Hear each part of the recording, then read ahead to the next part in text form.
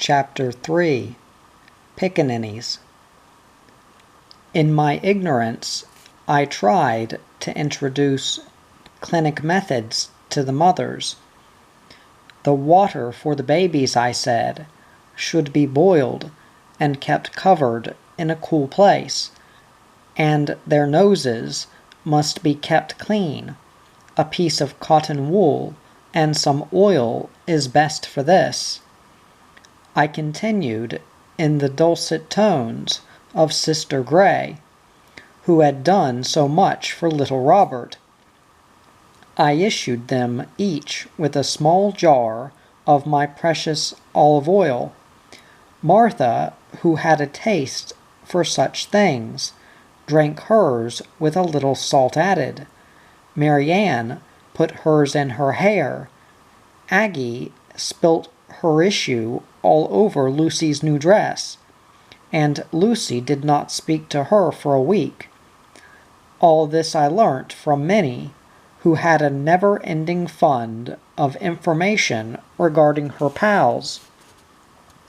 During these little lectures on hygiene and care of the young, Aggie and Mary Ann would regard me with serious brown eyes. Martha would squat on the ground, suckling her infant and smoking a foul-smelling pipe. Every now and again she would remove the pipe and spit. She couldn't care less.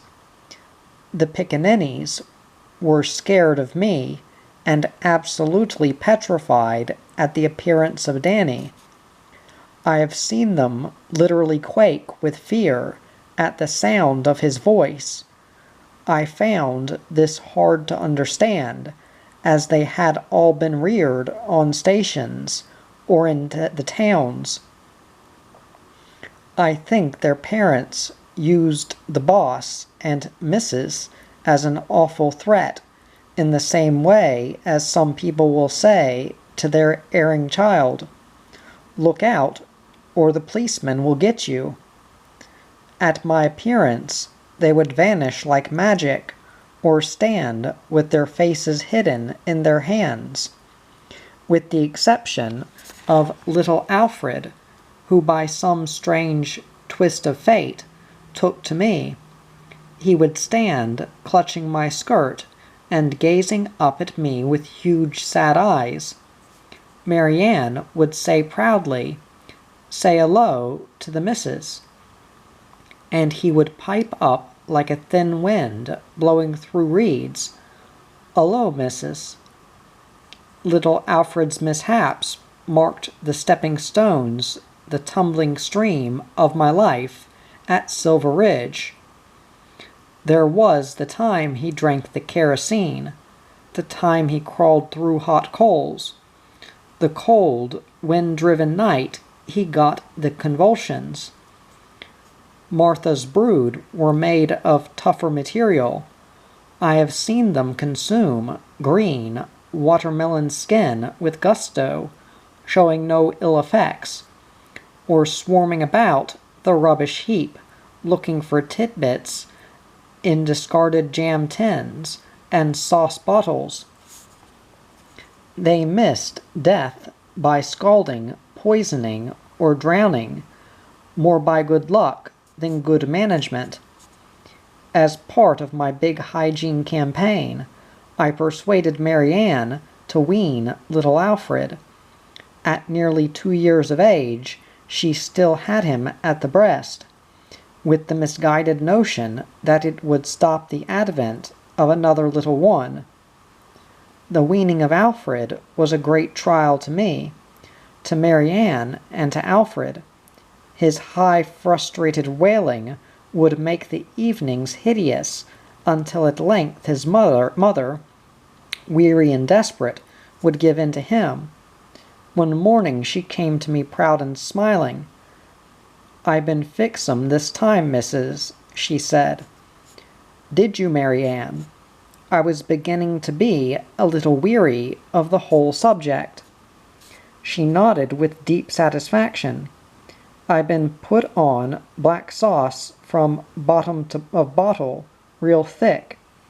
That feller a been take one pull, and then back off quick. He don't want no more now.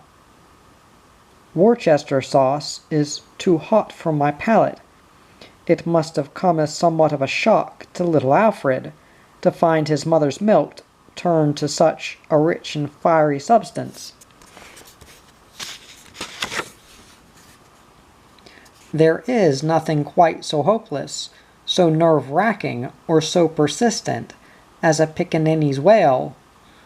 In those first months the crying of the black children of Silver Ridge would tear through my sleep like small sharp knives. Malnutrition, dirt, and discomfort were the things I had to fight. I did not understand these people, nor they me. We made very little progress. Martha refused, point blank, to give her children milk. Aggie and Mary Ann, issued with their children's quota, would either drink it themselves or leave it standing about until it grew thick and sour and liberally dotted with flies. Get rid of the ones with children, I pleaded with Danny. I can't help them, they won't listen. We're better off without them. Danny shook his head.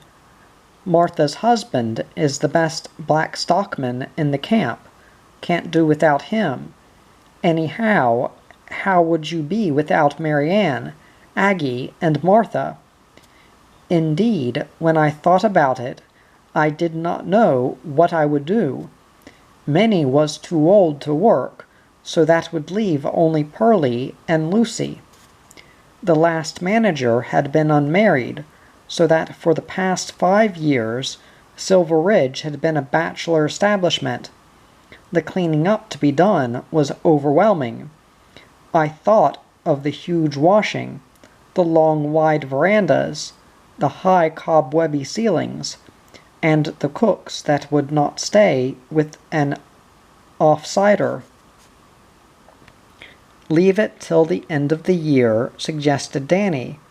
We may get a new lot then. There are good ones, you know, different types to these.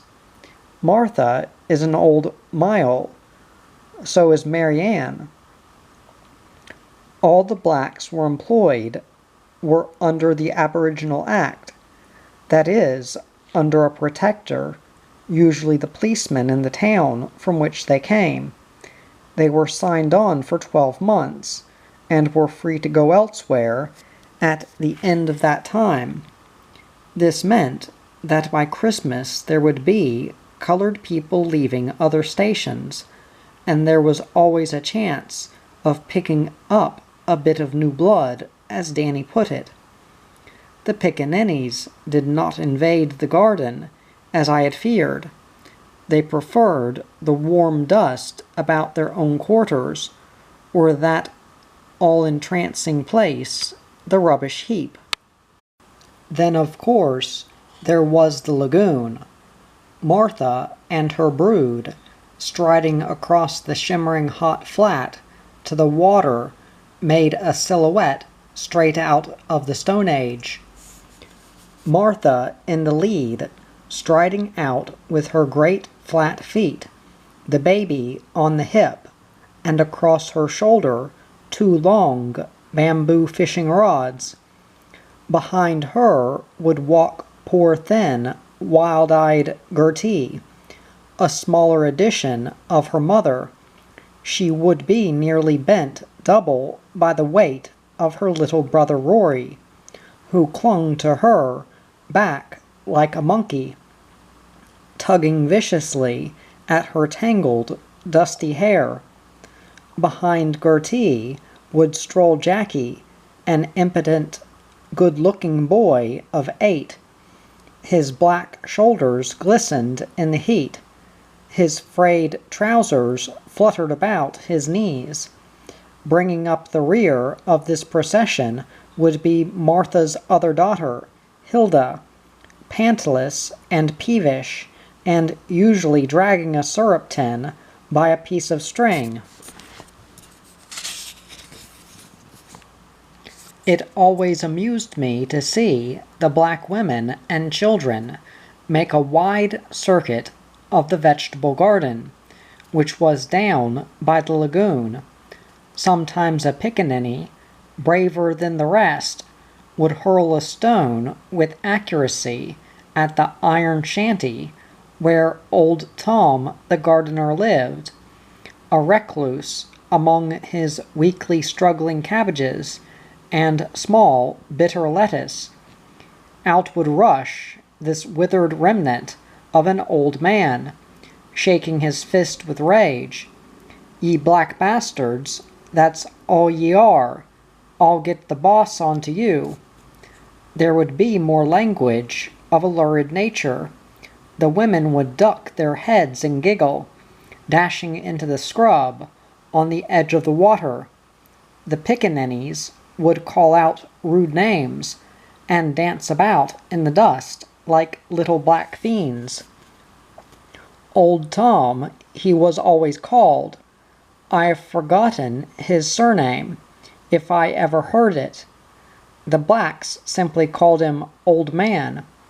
I shall always think of him with a touch of sadness because of his sudden and tragic end.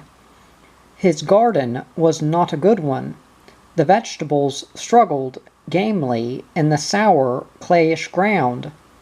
However, we were grateful for anything in the way of green stuff. Every month or so, old Tom would ask if he could go to town on some pretext or other. Of course, everybody knew the real reason. In the idiom of the Gulf country, his skin was cracking. He would get gloriously and soddenly drunk for a week.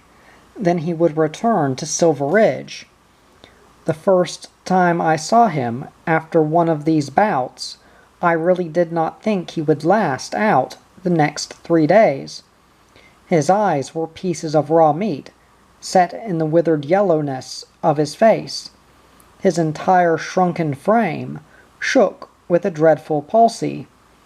He crept into his shed by the lagoon like a mole gone to the earth. In a few days he was back among his vegetables, which looked little better than he did. Of all the children, Aggies were the healthiest. They seemed to have inherited their mother's placid indolence, and would play happily in the dust like golden cherubs.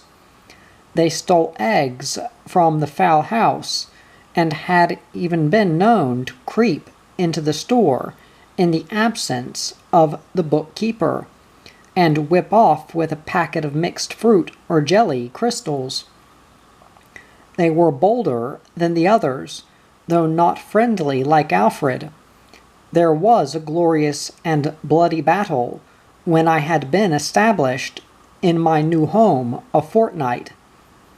In the years that followed, I was to take flowing blood and spilt skulls as a matter of course. But this first experience filled me with horror. It was mid-afternoon. A hot, clear stillness hung over the buildings. In the garden, the pump made a rhythmical grinding noise as it brought the hard-bore water from the underground stream and poured it into the 5,000-gallon tank. I lay in my room, on the edge of sleep. Robert played and murmured in his cot. All at once, the stillness was rent apart by the wildest screams imaginable. This was accompanied by the banging of tens and the sobbing wail of the pickaninnies. I rushed to the veranda, forgetting in my excitement that I was only partially clad. It was a little hard at first to pick out the combatants. The square in front of the saddle room was a seething mass of colored humanity. On the outskirts of the fray, Minnie was dancing about, waving a broom, while Mary Ann was hurling lids, pannikins, and tins with rather uncertain aim, towards a whirlpool of legs and arms that I at length made out to be those of fat Aggie and strong, gaunt Martha.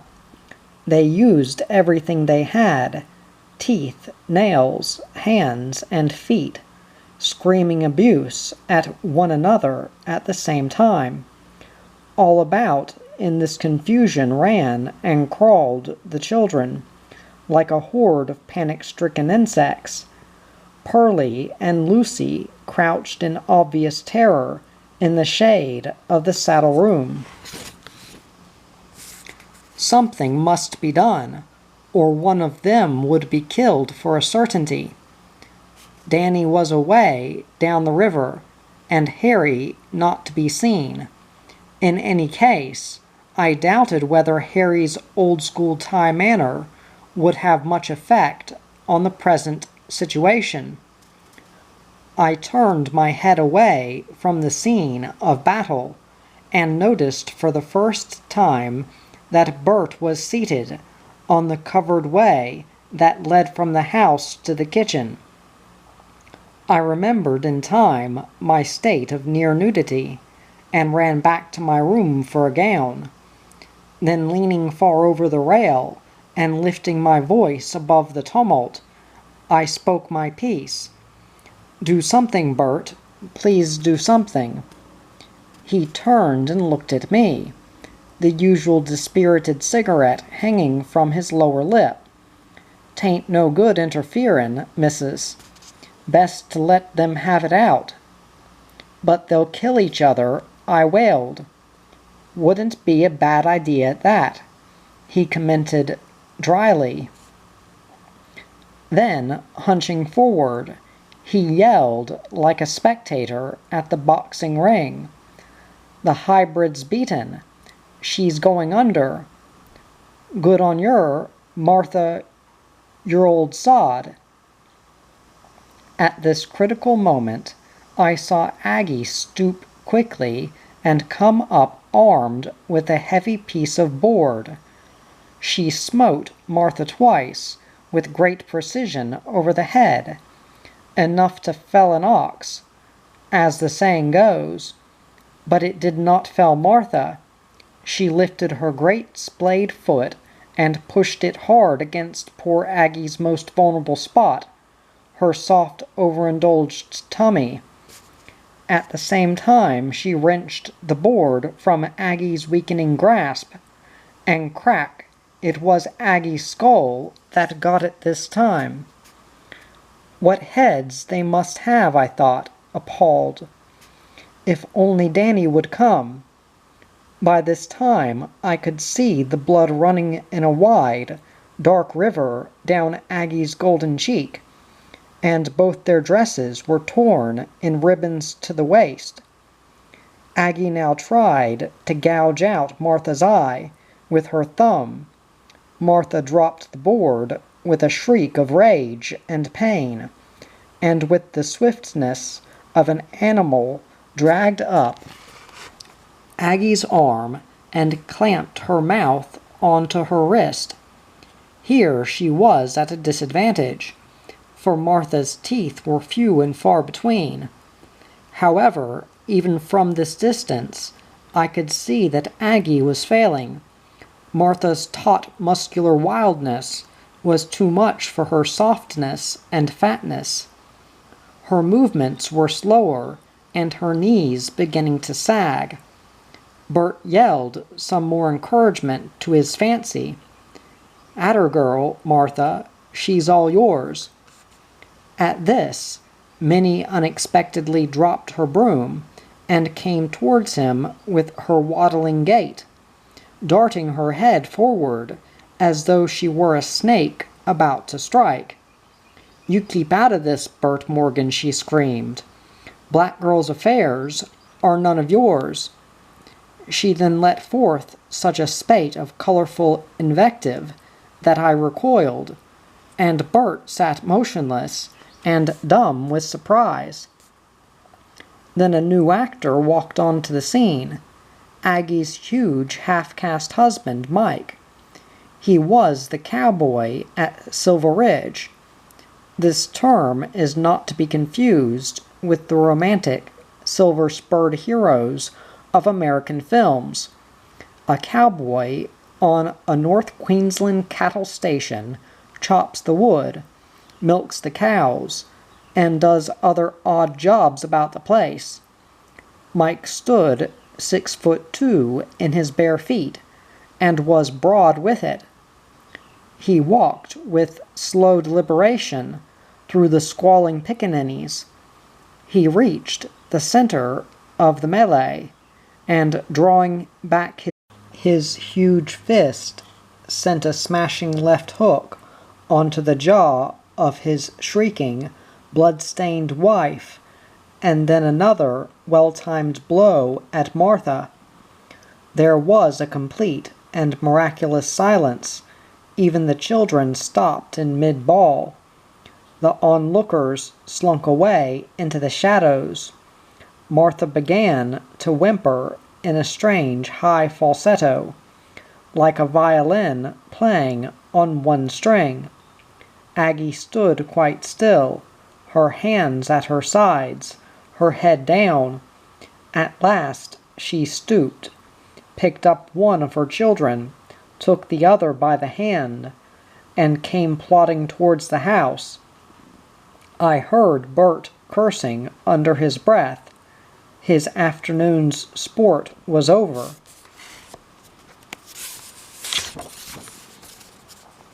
In a few minutes, Aggie was up on the veranda beside me.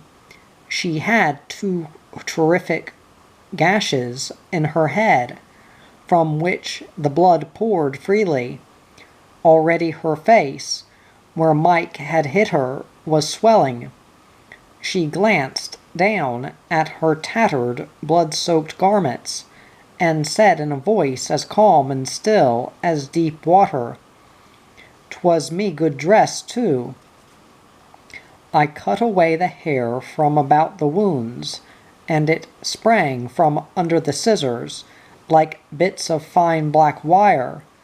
Even when I patted the cuts with friar's balsam and cotton wool, Aggie did not flinch. She told me how the fight started, but there was no heat in her voice. The thing was done with. She called my kids yellow bastards, and I said to her, "Martha," I said, "you got no rights to talk like that, and anyway you took my good pink pants, and I know she did, missus, 'cause I seen them on her." Aggie blew her nose on the hem of her dress, settled her youngest more comfortably on her ample knee, and continued, "Then Martha cussed me of spreadin' yarns about her, which I never, missus. Then she come at me, with little Sally here in me arms too." She smiled softly. "Anyways, I give her 1 or 2 to go on with." Martha was too proud to come to me for first aid, but I noticed that she wore a soiled rag hat for some days, not even removing it as she slapped about in the kitchen. Although the quarrel had begun with an insult hurled at Aggie's young, it could hardly be said that it was over the pickaninnies, or the pink pants either. There were deeper jealousies involved. Nevertheless, I found as time went on that whenever there were women with children on the place, there was trouble. How I longed for the day when I could weed them out, and all would be peaceful. I still clung to the idea of running Silver Ridge on oiled wheels. At the end of 3 weeks, I had a short note from Mabel. It ran thus: "Dear Miss O'Connor, well, I got over the measles and am quite okay again now. This is to say that I won't be back as I've got a job at Blair Plains. I hope you won't be annoyed, as you were real good to me that morning. I want all my things sent to above address.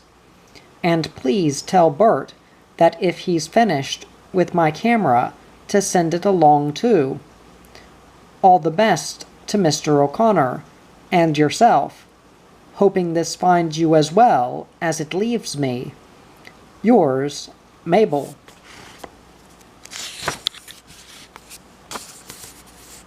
Chapter 4. Cattle and Men. I saw very little of the stockmen. They came to the station for supplies, for fresh horses, to dip cattle.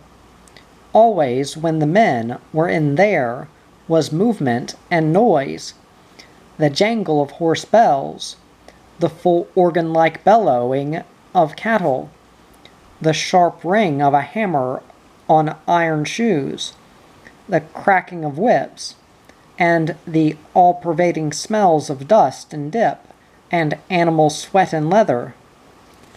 Now that Bert had been promoted to the kitchen, the men came there for meals, instead of to the musterers' quarters. The heavy clank of their spurs would wake me in the early morning. There would be loud talk and laughter, and then from the yards the horse, cha cha cha, as the cattle were driven into the dip. When they worked cattle in the yards, a cloud of dust would drift over the homestead, making a dun-colored patina on the polished linoleum, and filling the air with a choking orange-colored mist. The head stockman was a quiet, middle-aged man called Joe Hinch. His face was dried to the texture of brown paper from many years in the searing northern summers. His thin legs were bowed from a lifetime in the saddle. I liked to sit and listen as he talked in a slow, nonchalant way to Danny, the tobacco whispering dryly in his calloused hands, as he rolled one cigarette after another. They never sat or stood, these men of the Gulf, but squatted on their haunches, casting a word here and there, like pebbles thrown into a pool. Them cattle on the frontage are getting tricky, Joe would volunteer, after Danny's nod of assent.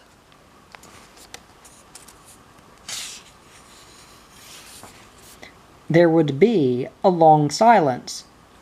I imagined them to be deep in contemplation of ticky cattle, until Joe would pick up a stick and begin to scratch in the dust. They reckon McClintock got a good price for his bullocks. Well, that's what they say, like. Who was telling you would be Danny's laconic question. Well, Peter Duffy told me, and he got it from Snowy Burns, and Snowy ought to know, seeing as his brother works for McClintock. There would follow another profound silence, until Danny might raise some question about yesterday's muster, or the condition of such and such a water hole. And so the conversation would go on, in little spurts, with the long, easy silences in between. Then Joe would acknowledge my presence with a slow smile and a twinkling of his faded blue eyes. And how is young O'Connor these days? Getting more like his dad every day, I'll bet. Joe was gentle and good, and my affection for him grew with the years. For the most part, the men were shy and wordless with me. They raised their wide-brimmed hats and answered briefly any questions I might ask. They came to me if they were hurt, treading with awkward and exaggerated care through the house in their creaking, elastic-sided boots. They accepted my administrations without question, and I was glad to be able to tell them that I did have my first aid certificate, although I had to admit that I was not a trained nurse. I could see their ill-concealed disappointment, for a sister in their eyes was really somebody. Indeed, some nursing experience would have stood me in good stead, and many was the time that I wished that I had taken up that noble profession. I loved to watch the musterers leaving the station, especially when they left with the van piled high with swags and supplies, camp ovens, branding irons, tents, and ropes. There were 4 horses to the van, 1 each side of the pole, and 2 leaders. On the high seat would sit Martha's husband, Big George, holding the reins with quiet unconcern. The first 2 horses would stand quiet enough, swishing their tails and nudging each other in friendly fashion. Then the real excitement would begin. "That Ginger always been a trouble," commented Martha one day, as we all stood watching at the fence. She proved to be right. Ginger reared up, fell down, plunged, and rolled, and at length a wild confusion of horses, harness, van, and men took off across the flat in a cloud of dust. At last they pulled up, and when the dust cleared, I saw Big George, still sitting quietly on his seat, the reins held loosely between his fingers. The horses were tangled about the pole and between the harness in such a way that I found it hard to understand how there were no mangled remains, or at least a broken leg or 2. After some gentle persuasion, and some not so gentle, the 4 horses would be correctly harnessed, and the van would be away with a fine flourish and a rattle, and sometimes a swag or 2 left on the ground. I liked, too, the sturdy little mules, who seemed to carry such colossal loads for their size. They looked so biblical, and could be so wicked. Danny bears, to this day, a deep whirling scar on his back, where he was bitten by one of these playful little animals. The pack horses, a heavy breed called clumpers, would clop past on their clumsy feet, their bells jingling. There were 2 mustering camps at Silver Ridge, one to work the country near the homestead, the other remained for most of the year at an outstation 30 miles away, with the inviting and deceptive name of Green Glades. When Robert was 7 months old, we decided that he was old enough to take a bit of toughening up, in the way of bumps, dust, and heat, and a night's camp under the stars.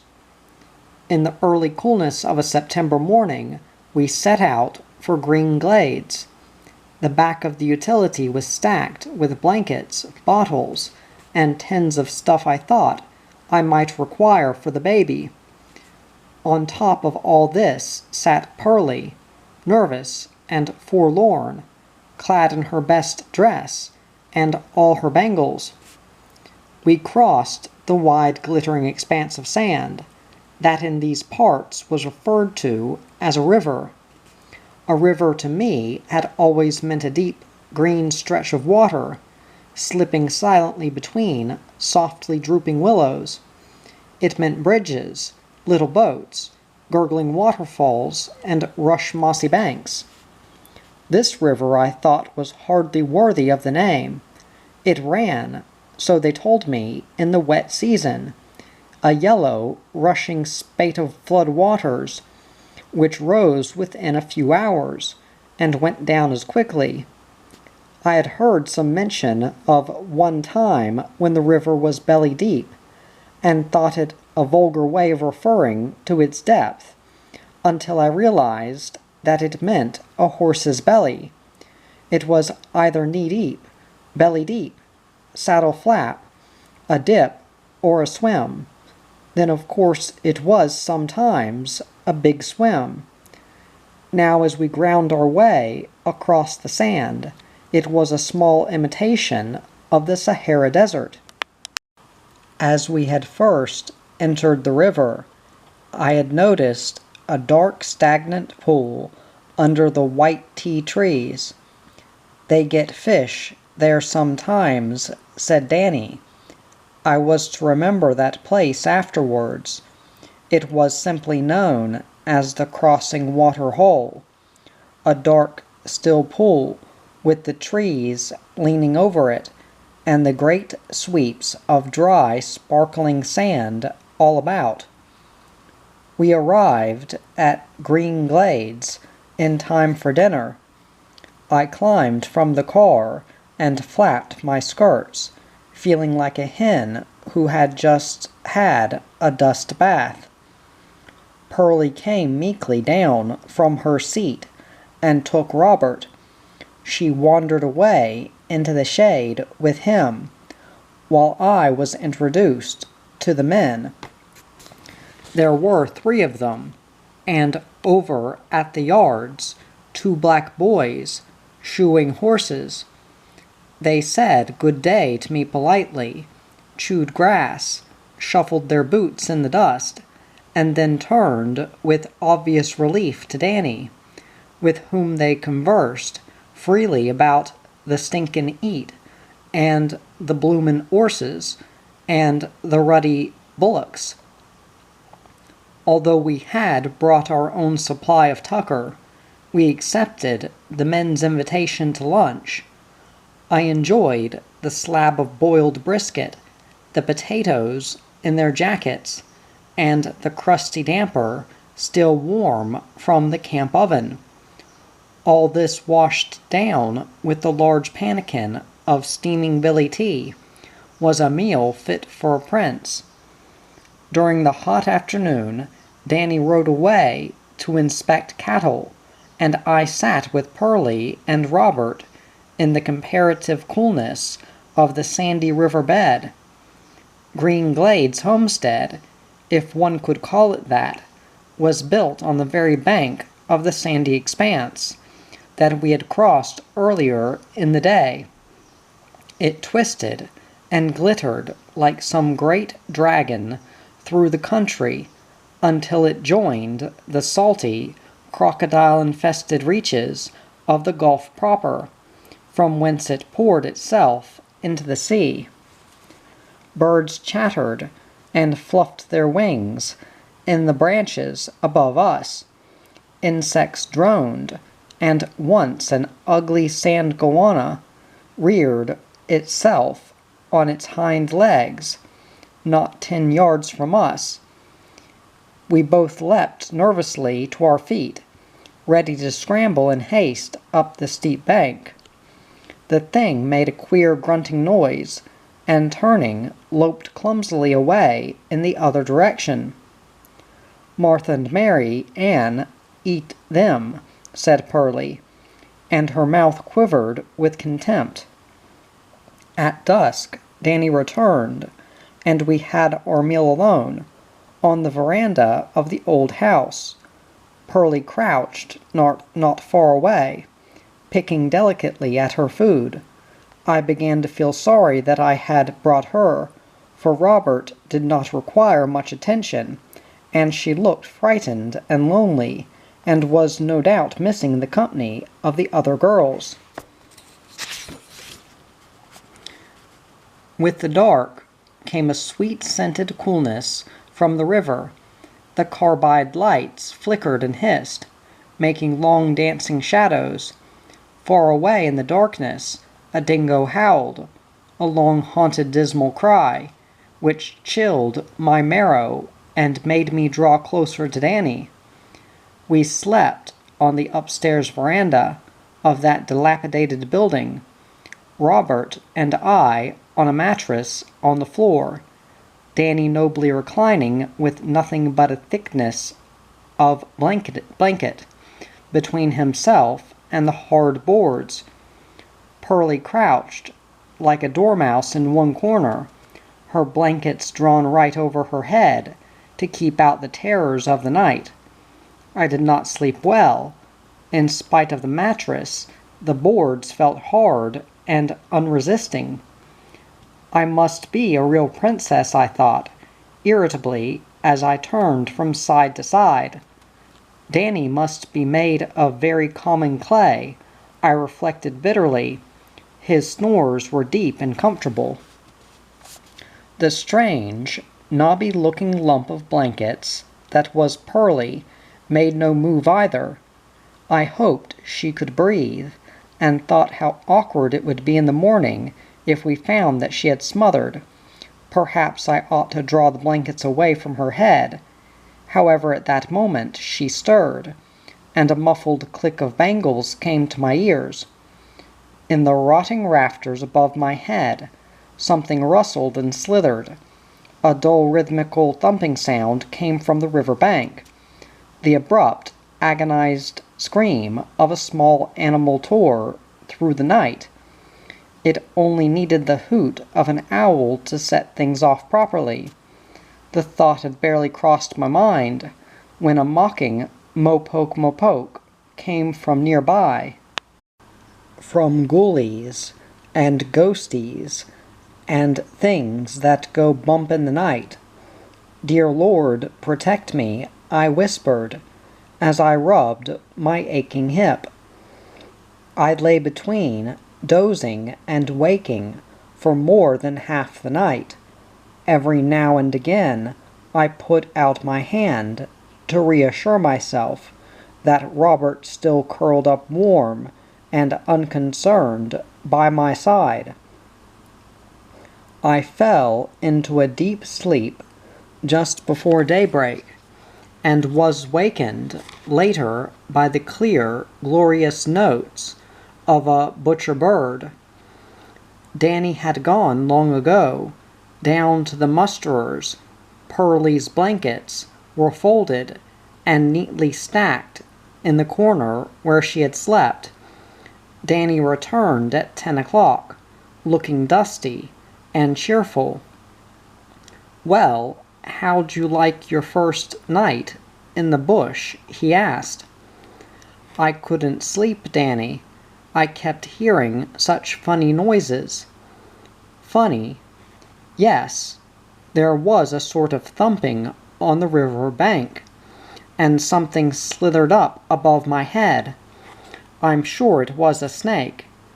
Then something hooted, and another thing fluttered." "Good God, woman, how'd you be camped out in the open, with the dingoes howling all round you?" "It might be better," I said coldly. "I'm sure there is a snake up in those rafters somewhere." "Could be," he said, with exasperating unconcern.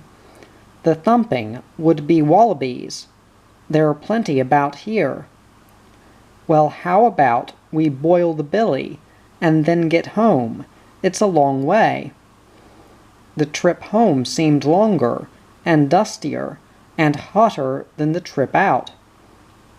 The red and white Hereford cattle stood and looked at us, with dull brown eyes. They were already showing the effects of ticks and drought. We lunched by the side of the road, and crossed the river at 4 o'clock in the afternoon. I begged Danny to stop at the water hole for a few minutes. It looked so cool and dark under the drooping white tea trees. We let Robert splash his toes in the water, and Pearlie threw flat stones, making them skip across the still pool. The rubber vines looped and swung in tropical profusion, adding to the thick gloom of the place. Suddenly, unexpectedly, I shivered.